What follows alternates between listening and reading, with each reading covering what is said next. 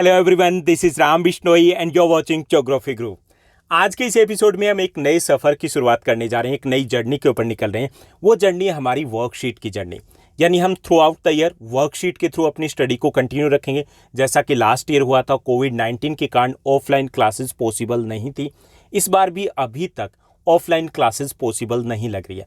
यानी हमें वर्कशीट के थ्रू अपनी स्टडी को, अपनी लर्निंग प्रोसेस को आगे बढ़ाना है।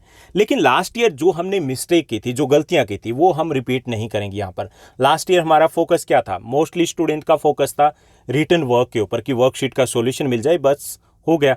और जब आपके एनुअल एग्जाम होने वाले थे, यानी कि मिड टर्म के एग्जाम होने वाले थे, तो सब कुछ होच पोच हो गया। मोस्टली स्टूडेंट्स को लग रहा था हमने लर्न तो कुछ किया ही नहीं। इस बार क्योंकि बोर्ड की क्लास है, तो हमें बोर्ड के ऊपर फोकस रखना है। एनटीएससी एग्जाम भी आपका होना है, उसके ऊपर भी फोकस रखना है। तो हम उसी के अकॉर्डिंग अपनी जर्नी को कंटिन्यू रखेंगे। तो ज्योग्राफी गुरु चैनल पर स्पेशली फोकस रहेगा क्लास 10th बोर्ड्स के ऊपर। तो यहाँ पर आपके लिए स्पेसिफिक प्लानिंग कीजिए।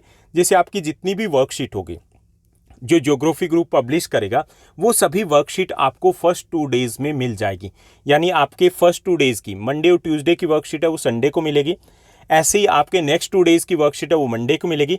और लास्ट 2 डेज यानी कि फ्राइडे और सैटरडे की वर्कशीट है वो आपको ट्यूसडे नाइट तक मिल जाएगी। ओके, दूसरी चीज, आपकी वर्कशीट का जो एक्सप्लेनेशन होगा, जो सॉल्यूशन होगा, वो सॉल्यूशन आपके लेवल के अकॉर्डिंग ईजी लैंग्वेज में होगा, पॉइंट्स में होगा और बोर्ड एग्जाम के अकॉर्डिंग होगा। बोर्ड एग्जाम के पॉइंट ऑफ व्यू से होगा। जैसे बोर्ड एग्जाम में वो क्वेश्चन अगर 1 मार्क्स में पूछा जा सकता है, या 3 मार्क्स के अकॉर्डिंग है, या 5 मार्क्स के अकॉर्डिंग है, लॉन्ग आंसर टाइप क्वेश्चन है, तो उसी के अकॉर्डिंग आपको सॉल्यूशन दिया जाएगा। ओके, ताकि ये वर्कशीट है वो आपको आगे लेके जाए। ये ना हो कि सिर्फ वर्कशीट आप उसकी फॉर्मेलिटी करते रहो। ओके, तो उसके अकॉर्डिंग हम अब वर्कशीट को करेंगे। थर्ड, वर्कशीट के साथ साथ जैसे कि आपको वर्कशीट का सॉल्यूशन फर्स्ट 3 डेज में दे देंगे, उसके बाद लास्ट 3 डेज में आपके चैप्टर्स की डिटेल वीडियो आपके साथ शेयर की जाएगी, पब्लिश की जाएगी। जो स्टूडेंट्स पहले से जुड़े हुए हैं तो उनको पता है कि हमने ऑलमोस्ट 50% सिलेबस कवर कर लिया है। इंग्लिश का 50% सिलेबस हमारा हिंदी का हो चुका है, हमारा सोशल साइंस का हो चुका है।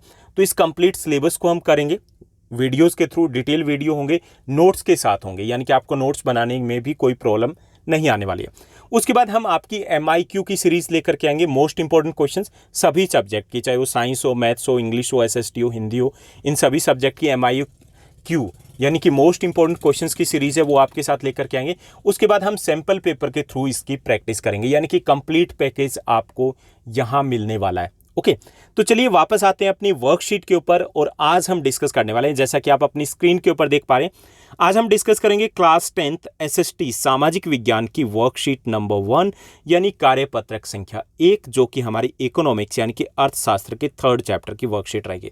Money and credit. मनी सबको पता भाई, पैसा पैसा, पैसे के बिना कुछ नहीं होता। और क्रेडिट मतलब लोन। अब लेन देन तो चलता ही रहता है, चाहे वो अंबानी हो या अडानी हो, वो भी लोन लेते हैं। तो इस चैप्टर में हम बात करेंगे मनी की, उसको समझने की कोशिश करेंगे, मनी का क्या रोल है हमारी लाइफ में। उसके बाद क्रेडिट की बात करेंगे। जब क्रेडिट की बात करेंगे यानी कि ऋण की, लोन की, तो लोन में बैंक बीच में जरूर आते हैं। तो बैंक को भी हम समझने की कोशिश करेंगे कि ये लोन कहाँ से मिलता है, क्यों कुछ लोगों को मिलता है और कुछ को क्यों नहीं मिलता। ओके, ये सब कुछ हम डिस्कस करेंगे। कंप्लीट चैप्टर हमारा काफ़ी ईजी रहने वाला है। 3 वर्कशीट रहेगी जिसमें इस चैप्टर को हम कंप्लीट करेंगे। Let's begin. सबसे पहले हम बात करेंगे बार्टर सिस्टम की। सपोज कीजिए पहले पैसा नहीं था, currency was not there in use earlier. अगर हम पास्ट पीरियड की बात करें तो उस वक्त लेन देन कैसे होता होगा? ATM कार्ड भी नहीं थे, या फिर गूगल पे या फ़ोन पे भी नहीं था। अभी की बात नहीं करें, बहुत पहले की बात करें। अगर उस वक्त की बात करें तो उस वक्त बार्टर सिस्टम था। Barter system means exchanging of the goods for goods, यानी वस्तुओं की अदला बदली की जाती थी। तो when goods were directly exchange for goods and there is no use of money, it was known as barter system. उसको बार्टर सिस्टम कहा जाता है, वस्तुओं की अदला बदली। ओके, जैसे मान लीजिए कि किसी के पास, किसी फार्मर के पास वीट है, गेहूं है, और उसको शूज चाहिए, तो क्या करता था? वो अपना गेहूं लेके जाता था। ओके, फिर सर्च करता था एक ऐसे पर्सन को जिसको वीट यानी कि गेहूं की जरूरत हो। ओके, और साथ साथ वो सर्च करता था कि दूसरे पर्सन के पास जूते होने चाहिए, और वो जूते देने के लिए तैयार भी होना चाहिए, और फिर वो अदला बदली कर लेते थे। So same system was there in the past, जिसमें वस्तुओं की अदला बदली की जाती थी, उसे बार्टर सिस्टम कहते थे। Barter system means in the past there was the exchange of goods for goods and that was known as the barter system. अभी भी बात करें, जैसे जो हमारी ट्राइबल कम्युनिटीज़ है वो बार्टर सिस्टम के थ्रू ही अपने ट्रेड को या जो भी वस्तुओं की अदला बदली है वो करते हैं। ओके, तो ये बार्टर सिस्टम था जब पैसे नहीं थे। When both parties have to agree to sell and buy each other's commodities, it is known as the double coincidence of wants. अब जो बार्टर सिस्टम था उसकी सबसे इंपॉर्टेंट कंडीशन क्या थी? डबल कोइंसिडेंस ऑफ वांट, यानी कि दोनों व्यक्तियों को एक दूसरे की वस्तु खरीदने या बेचने के लिए रेडी होना होता था। Okay, when both the parties have to agree to sell and buy each others commodities, it was known as the double coincidence of want. उसको डबल कोइंसिडेंट ऑफ वांट कहा जाता था, क्योंकि मांग का दोहरा संयोग हिंदी में कहते हैं। जैसे मान लीजिए कि वही सेम एग्जांपल लेते हैं कि गेहूं वाला गया और उसको जूते चाहिए। अब कब होगा बार्टर सिस्टम? कब होगा? जब गेहूं वाला गेहूं बेचने के लिए तैयार हो, वो फार्मर, जूते वाला अपने शूज देने के लिए तैयार हो। अगर उनमें से एक भी रेडी ना हो तो क्या अदला बदली हो पाएगी? नहीं हो पाएगी ना। सो ये था डबल कोइंसिडेंस ऑफ वांट, यानी कि दोनों को ही एग्री होना था एक दूसरे की वस्तुओं को खरीदने और बेचने के लिए। सो ये क्या थी? एक इंपॉर्टेंट कंडीशन थी। तो दो चीजें समझ में आ गई होगी। बार्टर सिस्टम क्या था कि earlier in the past there was the exchange of goods for goods, कि वस्तुओं के बदले वस्तुओं की अदला बदली होती थी। That was known as a barter system. And the main condition of the barter system was double coincident of want. उसकी एक मेन कंडीशन थी, it means that both the parties had to agree to sell and buy each others commodities, यानी एक दूसरे के सामान को खरीदने और बेचने के लिए रेडी होना पड़ता था, तभी तो वो हो सकता है। अभी आप देखिए कि आपको अगर किसी के साथ एक्सचेंज करना है तो दोनों रेडी होंगे तभी बात बनेगी ना। तो ये था double coincident of wants. Money is something that can act as medium of exchange in transaction and it eliminates the need for double coincidence of wants. लेकिन अभी अगर हम बात करें, मॉडर्न एज की बात करें, अब हमारे पास क्या है? करेंसी है, मनी है, चाहे वो प्लास्टिक मनी के फॉर्म में हो या वर्चुअल फॉर्म में हो, हम ऑनलाइन ट्रांसफ़र कर सकते हैं, या करेंसी नोट्स हैं, या कोइन है, या गोल्ड है। तो ये सब क्या है? ये मॉडर्न फॉर्म ऑफ करेंसी आपके पास। अब क्या है? क्या अब भी हमें ऐसे ढूंढना पड़ेगा? आपको अगर शूज़ चाहिए तो क्या ढूंढना पड़ेगा? नहीं।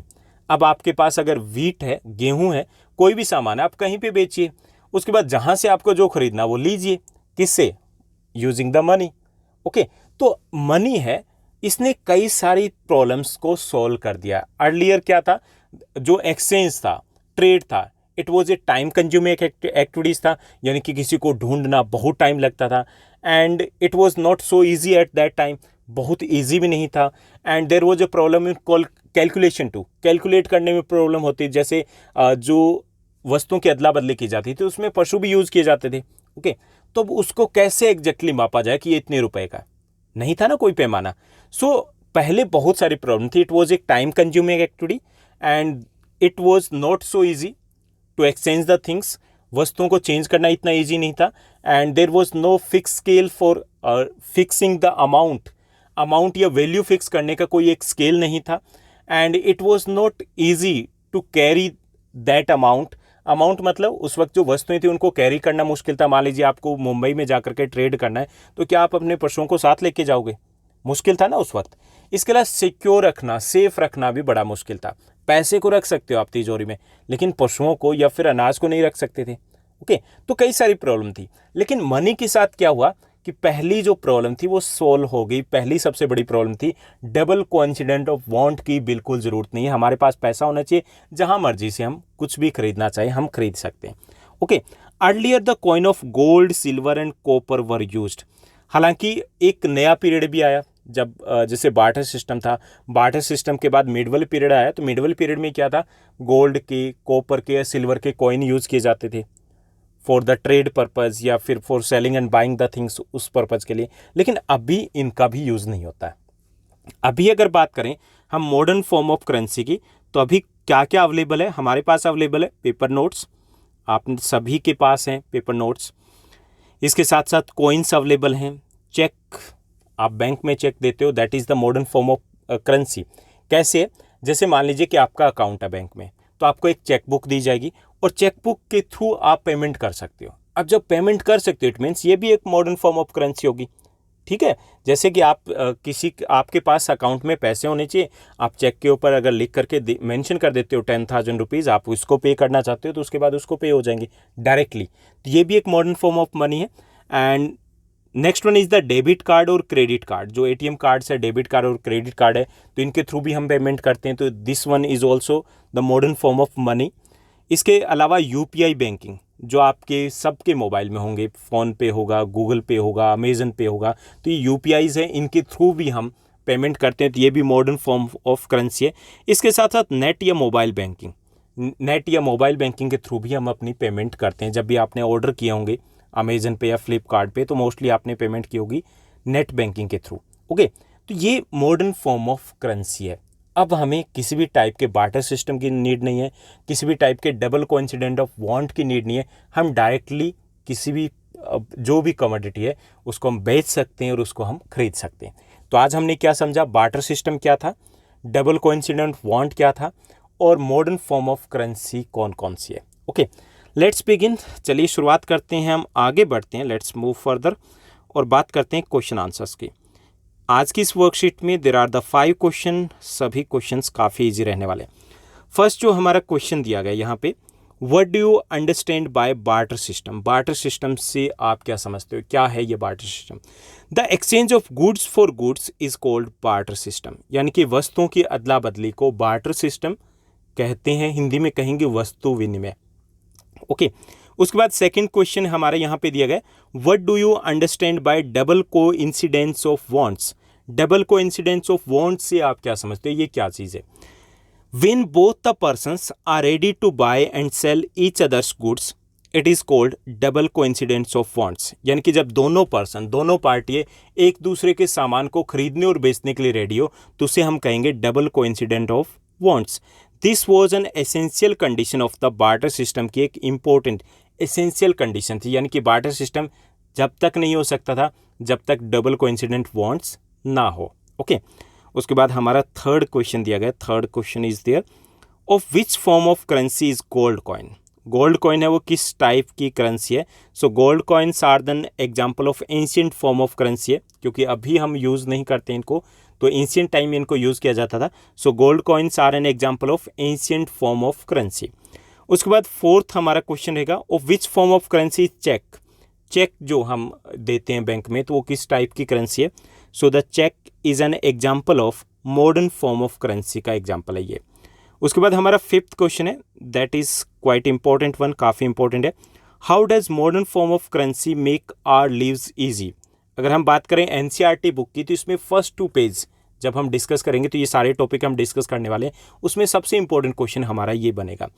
सो how does modern form of currency make our lives easy. Elaborate, हमें एक्सप्लेन करना है कि कैसे मॉडर्न फॉर्म ऑफ करेंसी हमारी लाइफ को ईजी बना दिया है। ओके, बार्टर सिस्टम के कंपैरिजन में यहाँ पे कई सारे एडवांटेज है। First one, there is no longer a need for double coincidence of wants.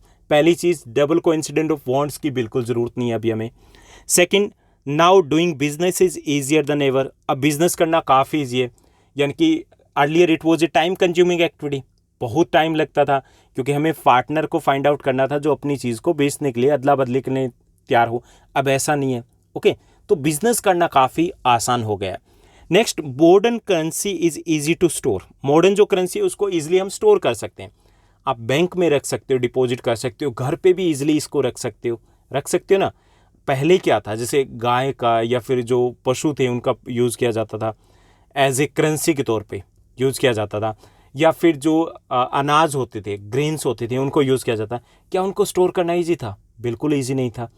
लेकिन modern currency, it is easy to store, इसको स्टोर करना ईजी है। It is easy to carry modern currency from one place to another place. एक जगह से दूसरी जगह अगर हमें लेके जाना हो, ईजिली ले जा सकते हैं। और अब तो यूपीआईज के थ्रू ले जाने की भी ज़रूरत नहीं है। ओके, तो बहुत ईजी है। साथ साथ modern currency is easy to transfer. अगर आपको ट्रांसफ़र करना है, दूसरे पर्सन को देना, काफ़ी ईजी है। We can transfer it online, हम ऑनलाइन ट्रांसफ़र कर सकते हैं। We can issue the cheque को इश्यू कर सकते हैं। ओके, तो ये काफ़ी सारे एडवांटेज हैं मॉडर्न फॉर्म ऑफ करेंसी के। तो ये थी हमारी आज की वर्कशीट जो काफ़ी इजी थी, जिसमें हमने 3 छोटे छोटे टॉपिक्स डिस्कस किए। उम्मीद करता हूँ आज की वर्कशीट आपको अच्छे समझ में आई होगी। अगर आपको वर्कशीट ये अच्छी लगी, समझ में आई, तो इस वीडियो को लाइक और शेयर करना मत भूलिएगा। और हाँ, साथ ही साथ हमने काफ़ी सारी और वीडियोज़ भी आपके जनरल डिस्कस करते हैं, जिसमें आपकी स्टडी से रिलेटेड टिप्स होते हैं, मोटिवेशनल वीडियोस होते हैं। ऐसी एक वीडियो हमने लास्ट डेज में डिस्कस की थी, आपके साथ शेयर की थी, नाइट स्टडी टाइम टेबल।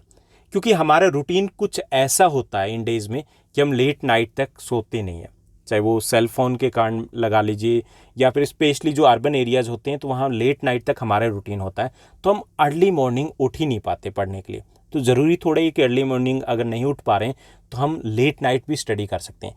तो क्या करना, हमें क्या स्ट्रेटेजी रहनी चाहिए, क्या टाइम टेबल रहना चाहिए, वो मैंने इस वीडियो में डिस्कस किया। एक बार ज़रूर देखिएगा, अच्छे लगे तो लाइक और शेयर ज़रूर कीजिएगा। आज की इस वीडियो में बस इतना ही। Thank you, bye bye, have a nice day. मिलते हैं नेक्स्ट वीडियो में।